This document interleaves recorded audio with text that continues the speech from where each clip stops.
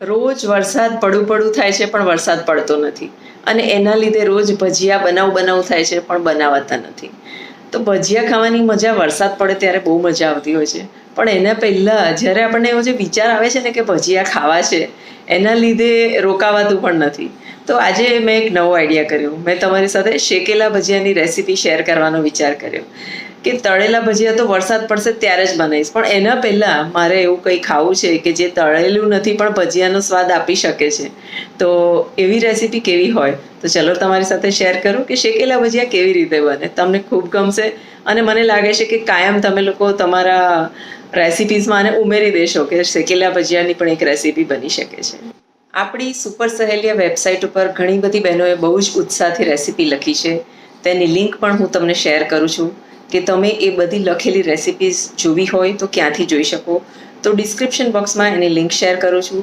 અને નવી બહેનોને જેને જોડાવું છે રેસીપી લખવામાં, તો તેના માટે પણ એક લિંક શેર કરું છું, જેનાથી તમે એક વોટ્સએપ ગ્રુપમાં જોડાઈ શકશો જ્યાં તમને બધી જ ઇન્ફોર્મેશન આપવામાં આવશે. તો આ લિંક પર ચોક્કસ પ્રેસ કરો અને સુપર સહેલિયા ફેમિલીમાં જોડાવાનો એક અવસર તમારા આંગણે આવીને ઊભો છે, તેને ચોક્કસ અપનાવો. શેકેલા ભજીયા બનાવવા માટે મેં 1 બટાકો, 1 ડુંગળી, 2-3 લીલા મરચાં અને ધાણા લીધા છે. આ રેસીપી બનાવવા માટે તમારે કોઈ પૂર્વ તૈયારી કરવાની જરૂર નથી. તમને વિચાર આવે અને તમે બનાવી શકો છો, કેમ કે ઇન્ગ્રીડિયન્ટ્સ એવા છે જે બધાના ઘરે અવેલેબલ હોય. બટાકાને આપણે ઝીણા ઝીણા કાપીશું. આ જગ્યાએ તમે બટાકાને છીણવા ઈચ્છો તો એ પણ કરી શકો છો. બટાકાને આવી રીતે ઝીણા કાપીશું અને નાના નાના પીસીસ કરી દઈશું. છીણશો તો એ માવો પલ્પ જેવું થશે. આ ટોટલી તમારી પોતાની ચોઈસ ઉપર જાય છે કે તમારે કેવી રીતના ભજીયા બનાવવા છે. પણ આ શેકેલા ભજીયા જો તમે એકવાર બનાવશો તો તમને એ ચોક્કસ ગમી જશે. અને મોટા મોટા કડાયા મૂકી અને તળી અને તેલ પણ ખરાબ કરવાની જરૂર નહીં પડે. પ્લસ એ તળેલું તેલ ક્યાં વાપરવું એ પણ એક મોટો ક્વેશ્ચન હોય છે, કેમ કે 2 વાર 3 વાર કોઈ એક તેલને તમે વાપરી ન શકો એ ખૂબ જ ડેન્જરસ છે આપણી હેલ્થ માટે. એવી જ રીતે ડુંગળીને પણ આપણે બારીક બારીક કાપી લઈશું અને બટાકાને ડુંગળીને ભેગા જ કાપવાના છે. આ જે બાઉલ દેખાય છે એની અંદર જ પહેલાં આપણે બધો જ મસાલો તૈયાર કરવાનો છે. એટલે જેટલા પણ મસાલા મેં તમને બતાવ્યા, ડુંગળી, બટાકા, લીલા મરચાં, ધાણા અને બીજા સૂકા મસાલા, એ બધા જ આપણે આમાં રેડી કરીશું. અહીં મેં મરચાંને ઝીણા ઝીણા કાપી લીધા છે. આપણે ચીલી કટરમાં તેને ક્રશ પણ કરી શકીએ છીએ, પણ સ્લાઇટ મોઢામાં મરચું આવે તો સારું લાગતું હોય છે એવું વિચારીને મેં મરચાંને ઝીણા ઝીણા કટ કર્યા છે. આ લવિંગિયા મરચાં છે જે ઘણા તીખા હોય છે, તેથી માત્ર 2 કે 3 જ હું એડ કરીશ. અને જો તમે થોડાક ઓછા તીખા મરચાં વાપરતા હો તો તમારા સ્વાદ પ્રમાણે આ બનાવી શકો છો.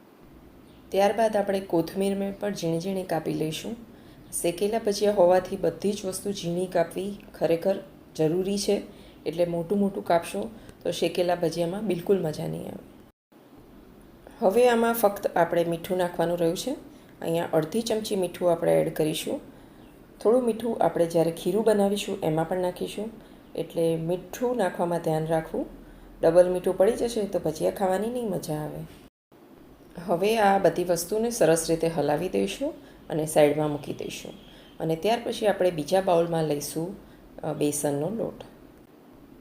આ બાઉલમાં આપણે બેસન લઈશું અને જે પ્રમાણે આપણે બટાકા ડુંગળીનો માવો તૈયાર કર્યો છે એ પ્રમાણે એને જોઈતું કરતું જ બેસન આપણે પલાળીશું. આ શેકેલા ભજીયા છે એમાં ડૂબાડવાના નથી, એટલે બેસનનું પ્રમાણ થોડું ઓછું જોઈશે. તો હવે બેસનમાં આપણે મસાલા કરી દઈશું. સૌથી પહેલાં આપણે મીઠું નાખીશું અને એ પણ ધ્યાનથી યાદ કરીને થોડુંક ઓછું નાખીશું. ત્યારબાદ આપણે લાલ મરચું, હળદર, ચપટીક અજમો અને થોડો ખાવાનો સોડા નાખીશું, જેનાથી આપણા ભજીયા સરસ ફૂલીને સોફ્ટ થશે. જ્યારે પણ તમે બેસન પલાળો તો એક વાત ચોક્કસ યાદ રાખજો કે એમાં કાં તો તમે 2 ચમચી બટર અથવા 1 સ્કૂપ ઓઇલ ચોક્કસ નાખો. તેનાથી બેસનના ભજીયા બનાવો કે પૂડા બનાવો એકદમ સોફ્ટ થશે અને ગળામાં ઉતરે નહીં એવા નહીં થાય. આ વસ્તુ બેસનના લોટ માટે કાયમ યાદ રાખવાની જરૂર છે. હવે આપણે આમાં જરૂર પ્રમાણે પાણી નાખી અને બેટર બનાવીશું. બેટર આપણે ભજીયાનું બનાવી રહ્યા છીએ, પણ કોટિંગ માટે નથી બનાવી રહ્યા, એટલે તેને ખૂબ થીક રાખવાની બિલકુલ જરૂર નથી. તો અહીં મેં જે બેટર બનાવ્યું છે તે તમે જોઈ શકો છો કે ઇડલી કે ઢોસાનું જે ખીરું હોય એનું જે બેટર છે એવું બેટર આપણે બનાવ્યું છે. બહુ વધારે થીક બનાવશો તો આ શેકેલા ભજીયામાં તમને નહીં મજા આવે. એમાં આ ટાઈપનું ફ્લોઈંગ બેટર જ બનાવશો. હવે મારી પાસે આ 9 અપમ સ્ટેન્ડ છે. જે અપમ સ્ટેન્ડને પહેલાં આપણે ગ્રીસ કરી દઈશું અને ગ્રીસ કરીને તેને આપણે શેકેલા ભજીયા બનાવવામાં ઉપયોગ કરીશું. આ મારું આયર્નનું સ્ટેન્ડ છે, તેથી થોડુંક ડાર્ક દેખાયું છે, નોનસ્ટિક નથી. અને એટલા જ માટે ઘણીવાર એવું થતું હોય છે કે પહેલી વાર જ્યારે આપણે ઉખાડીએ તો થોડી તકલીફ પડતી હોય છે અને બીજી ત્રીજી વાર એ બહુ જ સરસ રીતે અપમ નીકળતા હોય છે. બરાબર ગ્રીસ કર્યા પછી આપણે સૌથી પહેલાં એક લેયર પાથરીશું બેસનનું. એ બેસનના લેયરથી ભજીયાનો નીચેનો ભાગ તૈયાર થશે. એ રીતે 9 બોક્સમાં આપણે પહેલાં બેસન ભરી દઈશું. તો 9 બોક્સમાં બેસન ભર્યા પછી આપણે જે મસાલો બનાવ્યો હતો બટાકા, ડુંગળી, મરચાં અને ધાણાનો, તેને આપણે દરેક નાના બોક્સમાં ભરીશું. અને જે પ્રમાણે તમારે એનો માવો વચ્ચે રાખવો હોય એ પ્રમાણે તમે તેને ભરશો. એવી રીતે 9 બોક્સમાં સૌથી પહેલાં આપણે આ મસાલો ભરી દઈશું. તો બધામાં આપણે મસાલો ભરી દીધો છે અને આ તમારે જેટલું વધારે ભરવું હોય, જેટલું ઓછું ભરવું હોય એ કમ્પ્લીટલી તમારા ઉપર છે. એટલે કઈ ટાઈપનું ભજીયું તમે બનાવવા માંગો છો એ પ્રમાણે અંદરનું સ્ટફિંગ ભરવાનું. હવે ત્યારબાદ આપણે ફરીથી બેટરનું એક કોટિંગ એના ઉપર આપી દેવાનું. એટલે તમને ખ્યાલ આવી ગયો હશે કે નીચે બેટર છે, વચ્ચે આપણું સ્ટફિંગ છે અને એની ઉપર ફરીથી આપણું આ બેસનનું કોટિંગ છે. એનો મિનિંગ શું થયો કે આપણું ભજીયું આ રીતે રેડી થઈ ગયું છે. નીચે અને ઉપર બેસનનું કોટિંગ અને અંદર આપણો મસાલો. તો આવી રીતે 9 વાડકીમાં આપણે બેટર પાથરી દઈશું અને આવી રીતે ભજીયા તૈયાર કરી દઈશું. તો મેં બધામાં જ બેટર પાથરી દીધું છે અને હવે તેને આપણે ઢાંકી અને મીડિયમ ટુ હાઈ ગેસ ઉપર તેને થવા દઈશું. લગભગ 5-1 મિનિટ તો આપણે એને બંધ જ રાખીશું. પછી એકાદ વાર ખોલીને જોઈ લઈશું. ખોલીને જોઈ અને એની ધારો જો આજુબાજુની ઉખડવા માટે તૈયાર થઈ ગઈ હોય તો આપણે તેને ટર્ન કરીશું.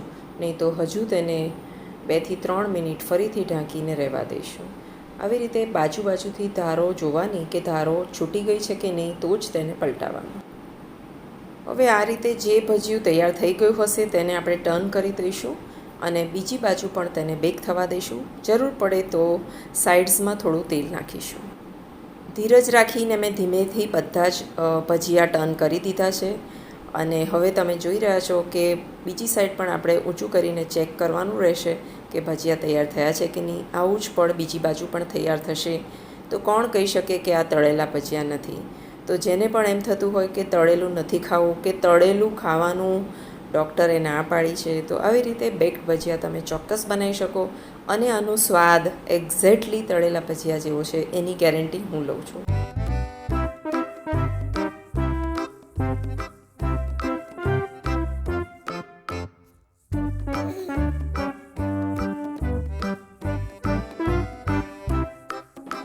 બીજી એક શેકેલા ભજીયા બનાવવાની રીત તમારી સાથે શેર કરું છું. જેમાં આપણે જે બટાકા ડુંગળીનો માવો છે તેને એકદમ ઝીણો ક્રશ કરી દઈશું અથવા છીણેલો બટાકો લઈશું અને તેને સીધું બેટરમાં જ આપણે નાખી દઈશું. બધા મસાલા આપણે ચણાના બેસનમાં કરેલા જ છે અને બટાકા ડુંગળીમાં પણ આપણે મસાલો કરેલો છે. એ જ વસ્તુને આપણે ચણાના લોટમાં મિક્સ કરી અને તેના ભજીયા જેવી રીતે આપણે ઉતારતા હોઈએ છીએ એવા જ ભજીયા આપણે આવી રીતે શેકેલા બનાવીશું. આગળ જે મેં તમને આખો પ્રોસેસ બતાવ્યો એ જ પ્રોસેસ ફરીથી આની અંદર કરવાનો છે. હવે આ ભજીયા જ્યારે બની જાય તો તમે એને સર્વ કરી શકો છો લીલી ચટણી અથવા કેચઅપ સાથે. પણ સાચું કહું, મને આ ભજીયા એમનેમ જ ખૂબ ભાવે છે અને ખૂબ સ્વાદિષ્ટ લાગે છે. તીખા લીલા મરચાં અંદર કાપેલા હોય એટલે એનો અનેરો ટેસ્ટ આવતો હોય છે. તો શેકેલા ભજીયાની રેસીપી ચોક્કસ ટ્રાય કરજો. ઘરમાં ઘણા વડીલો એવા હોય છે જેને તળેલું બંધ હોય છે પણ ભજીયા ખાવાનું બધાને ગમતું હોય છે. તો ચોક્કસ આ રેસીપી ટ્રાય કરજો.